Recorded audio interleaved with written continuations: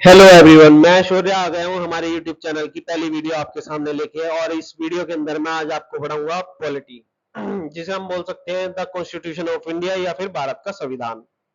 तो चलिए स्टार्ट करते हैं बिना किसी देरी के। तो आज का हमारा टॉपिक होगा कॉन्स्टिट्यूशनल डेवलपमेंट। इसके अंदर हम थोड़ा सा मॉडर्न हिस्ट्री पढ़ेंगे। मॉडर्न हिस्ट्री की से के मतलब किस जगह से स्टार्टिंग हुई है वहां से हम देखते हैं। अब फर्स्ट पॉइंट आया हमारा 31 दिसंबर 1600, establishment of east India company. 1600 से हमें पता चल जाता है कि इस टाइम पर अकबर हमारे इंडिया के अंदर रूल कर रहा था। ठीक। तो अब मैं थोड़ा सा ईस्ट इंडिया कंपनी के बारे में बताना चाहूंगा। ईस्ट इंडिया कंपनी एक ग्रुप को बोला जाता है, group of 21 merchant in London. मतलब कि लंदन के जो 21 बड़े बड़े मर्चेंट्स थे उन्होंने एक ग्रुप बनाया और उसको नाम कर दिया ईस्ट इंडिया कंपनी। इसका इनिशियली नेम क्या था? इसका इनिशियली नेम ये था कि governor and company of merchants of London trading into the east Indies. ये इसका इनिशियली नेम था। अब हम बिना वक्त गवाए इसके ऊपर, क्योंकि बहुत सारी चीजें हैं, अगर हम इसको पढ़ने बैठेंगे तो हमारा इसका पार्ट पूरा नहीं होगा, तो हम चलते हैं आगे। 1608। अब 1608 में क्या होता है? कैप्टन विलियम हॉकिंस जो है वो इंडिया आता है एज एन एनवॉय। एनवॉय का मतलब होता है दूत। किसका दूत बन गए? ईस्ट इंडिया कंपनी का। जैसे यहां लिखा भी है, captain William Hawkins came to India in 1608 as an envoy for the East India Company with the primary objective of securing trade rights and permission to establish a trading factory commercial post in Surat. He carried letters from King James I of England addressed to the Mughal Emperor Jahangir but failed.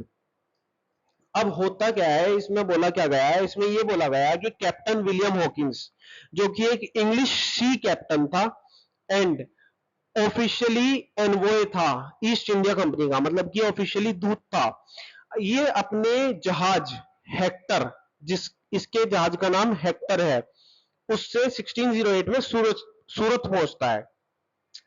और ये जो इसका जहाज है Hector, ये India के port पर पहला ब्रिटिश जहाज माना जाता है कि पहला ब्रिटिश जहाज हेक्टर आया था। फिर हॉकिंस जो है 1609 के अंदर सूरत से आगरा जाता है जहांगीर के पास, क्योंकि विलियम हॉकिंस के पास में किंग जेम्स फर्स्ट का लेटर था, जिसके अंदर साफ साफ लिखा गया था कि व्यापारिक कारखाना स्थापित करने की परमिशन के लिए। बट जहांगीर ने रिफ्यूज कर दिया, तो जहांगीर ने छोड़ दिया। अब चलते हैं नेक्स्ट पॉइंट पे। 1617, थॉमस रो इंग्लिश डिप्लोमेट था, इंडिया आया। इसका भी सेम ही था कि primary objective securing trade rights and permission to establish a trading factory in court of Jahangir. मतलब कि जहांगीर के उसमें आया दरबार में ये भी। अब इसमें होता क्या है, थॉमस रो टॉम्स रो ये 3 साल तक इसके जहांगीर के दरबार में रुकता है, सब चीजें समझता है, सब चीजें देखता है। देन उसके बाद में इसको परमिशन मिल जाती है। अब चलते हैं नेक्स्ट पॉइंट पे। अब 1717 के अंदर क्या होता है, फर्रुखशियर जो कि 9th मुगल एम्पर था, उसने एक फरमान जारी करा 1717 के अंदर ब्रिटिश ईस्ट इंडिया कंपनी को कि आप बिना किसी टैक्स लगाए बंगाल के अंदर सिक्के ढालने की परमिशन दे दी फर्रुखशियर ने ईस्ट इंडिया कंपनी को।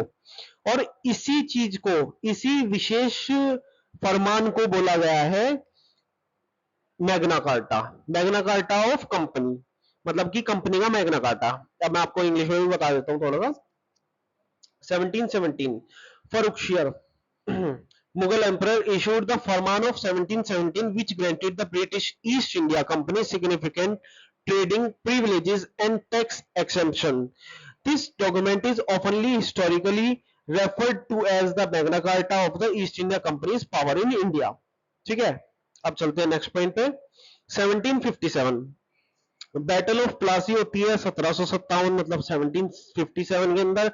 इसके किस किस के बीच होती है? लॉर्ड रॉबर्ट क्लाइव और बंगाल का नवाब सिराजुद्दौला के बीच। और ये रॉबर्ट क्लाइव कौन थे? रॉबर्ट क्लाइव थे ब्रिटिश ईस्ट इंडिया कंपनी के जनरल। और इस लड़ाई के अंदर, क्योंकि आप हिस्ट्री में पढ़ लेंगे इस चीज को, तो मुझे ज्यादा डिटेल में जाने की जरूरत नहीं है इसमें, तो मैं एक ओवरव्यू दे देता हूँ। 1757 के बैटल के अंदर क्या होता है? ब्रिटिशर्स जीत जाते हैं। अब आती है 1764, बैटल ऑफ बक्सर होती है। किस किस के बीच लड़ी जाती है?